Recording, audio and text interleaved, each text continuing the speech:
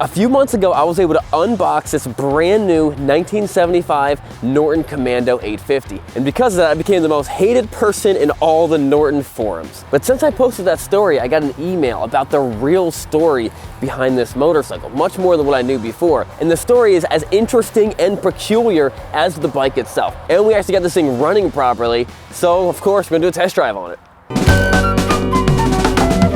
So after we released the video of us unboxing this thing on the Bikes and Beards channel, we got an email. Well, actually, we got a lot of emails about it.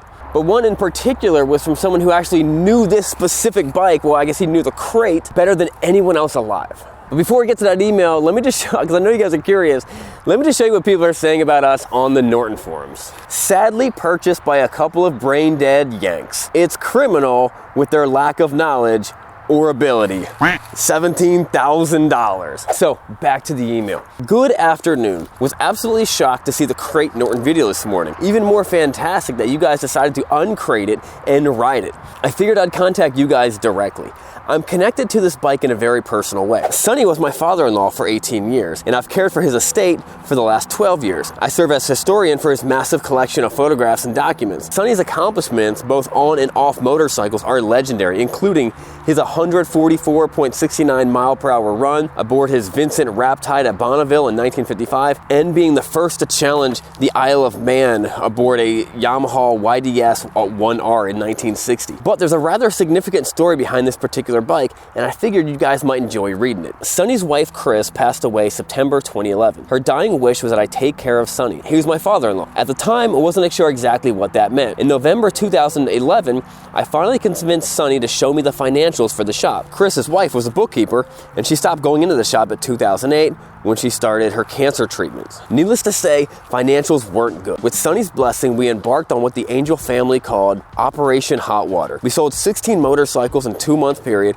raising enough money to get him right with the tax man. Even got the corporation back in good standing. During the process of selecting motorcycles to sell, Sonny tells me about a Norton still in the crate back in the shop. I'd been back there several times and never saw a crate. He pointed it out one day, and I couldn't believe my eyes. The crate had so much stuff on it, it looked like it was just a pile of parts. We cleared away all the parts and dragged it out. We made a few holes in the cardboard for pictures and listed it on eBay. And yes, it sold for $24,000. Sold to a gentleman who eventually bought the entire shop, lock, stock, and barrel. He rented a U-Haul and drug it across country to Virginia. To my knowledge, it was still there. But why? Why was it back there? Sonny could see that 4-cylinder motorcycles would dominate the market. And in 1968, he wedged a 4-cylinder Hillman IMP engine into an Atlas chassis, hoping to convince Norton that they needed to build a 4-cylinder Norton. They didn't like the idea and they dismissed him.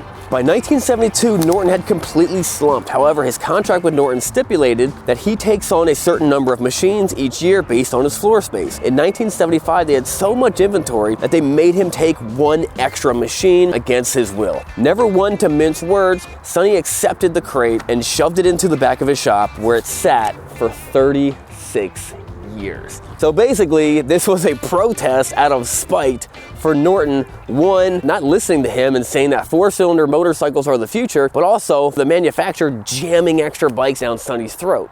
The email wraps up, this said, glad the bike is cared for and glad it made it to good hands. And that was from Mark Brush. So I'm an East Coast guy, and I don't really know anything about the West Coast motorcycle culture or experience, but if you're from California, you've probably heard of Sonny Angel Motorcycle Shop. And if you're in the motorcycle community in California, it's a pretty big deal. So this was his motorcycle. So that's a little bit of the story, and now it came to us. Now, if you guys watched the video of us unboxing it, you remember that we never actually got it running really the way it should be. And part of the reason was the choke, and it's actually kind of interesting. We had the choke cable off, so we kind of assumed that, okay, we were going to start without a choke, but then once it warmed up, it'd be fine. We found out later that the way these choke cables are, this bike defaults in choke, where pretty much any other bike I've ever heard of defaults off choke. That's why it started up so easily, but once it warmed up, it wasn't running right. We did get the rear brakes working, but we still have not gotten the front brakes working. That's all right.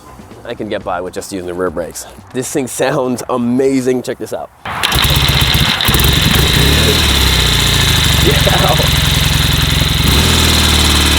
How awesome is that? This thing, I mean, it runs amazing. Craig spent a couple hours getting into the carburetors and getting them cleaned up. It sounds so good. You guys are gonna love this. Let's go take it for a test drive.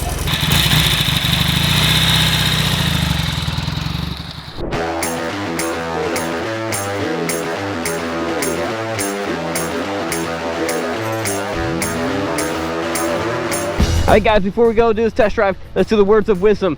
John 10:11. I am the good shepherd. The good shepherd lays down his life for his sheep, for the sheep. So put that on choke. Watch this. Up, turn it on. Haha. Take choke off, and then we're good to go. Now, we actually did a little bit of research on this thing, and no one really knows what type of horsepower it is. It could be as much as 60 horsepower. I mean, this is a pretty big motorcycle for the 70s. I mean, it's an 850. This is actually my second time really riding and getting into it. And we're gonna get into it. I'm excited to see how it actually runs. I'm starting to see why people love these old Norton bikes. We only ever got the rear brake working. We're still messing with that front brake, and we're gonna dial that in someday. But right now, I'm all rear brake, and you know what? That's all right. Hey! Now, if you've ever ridden an old 70s car or an old 70s truck, and you ride a modern vehicle, it really is a night and day difference. Where, you know, if they were loose and they just, it's almost, you could almost not put it in the same category. But this is a 75 motorcycle. It's almost 50 years old, and when I jump on it, it's like no difference of riding a modern day motorcycle, you know, or a modern day Bonneville, or a modern day, you know, something in that same category. It pulls better than a lot of the motorcycles out there, you know, smaller bikes. There's something very unique and special about this thing, and whenever this car gets out of my way, I'm gonna get in on it a little bit. Now, I believe this was the first year for the electric start, and that's what kind of made it a big deal. And then they kept on making this bike for another, I don't know, at least a couple more years. I know there's some Norton guy on there. For whatever reason, I'm not worthy of owning the bike. That's fine.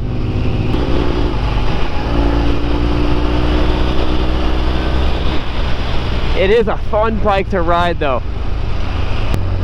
I'm doing all rear brake, and it's not that bad. This is pretty decent. I don't feel like I'm putting my life in any extra risk riding this bike, as old as it is, as I would be riding a modern day bike.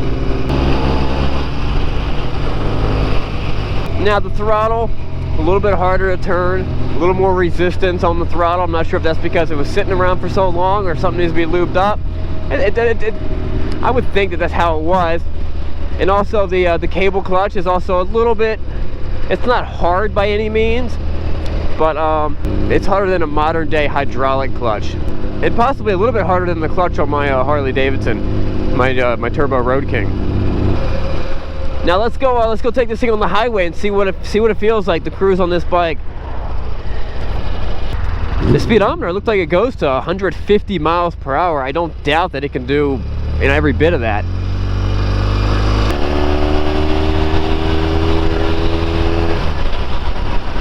It's only a 4-speed, but it's ergonomically, it's a very comfortable bike.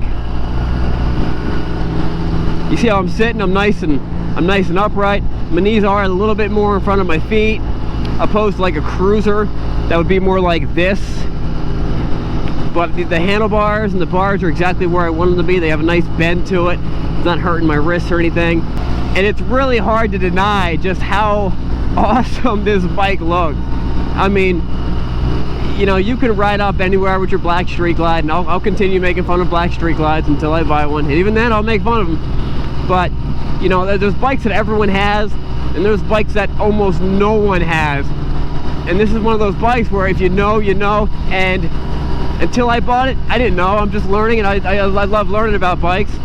As you can see, this thing has no problem just cruising at these highway speeds. I can keep up with traffic, no problem. I think we're doing, and it feels good. It's not lacking power at all. It still seems like it has a little bit of a hiccup around like 4,500 RPM. We got to figure out what that is. We'll dial that in. Well, guys, this is an amazing machine. We'll see you guys next time. Check out this other video. We do a lot of cool test drives on the Srkcycles channel. Check out this other video, and remember, it's not what you're riding, but where are you going. We'll see you guys next time.